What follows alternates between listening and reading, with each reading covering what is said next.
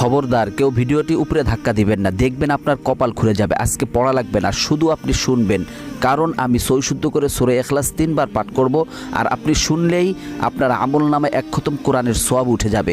তো চলুন শুরু করা যাক। তো শুরু করার আগে যদি ভিডিওটি ভালো লাগে অবশ্যই চ্যানেলটি সাবস্ক্রাইব, ভিডিওটি লাইক এবং ভিডিওটি শেয়ার করার অনুরোধ করছি।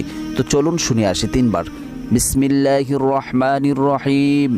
قل هو الله أحد الله الصمد لم يلد ولم يولد ولم يكن له كفوا أحد بسم الله الرحمن الرحيم قل هو الله أحد الله الصمد لم يلد ولم يولد ولم يكن له كفوا أحد بسم الله الرحمن الرحيم قل هو الله أحد الله الصمد لم يلد ولم يولد ولم يكن له كفوا أحد। যারা শুনেছেন তাদের আমলনামায় 1 খতম কোরআনের সওয়াব উঠে গিয়েছে।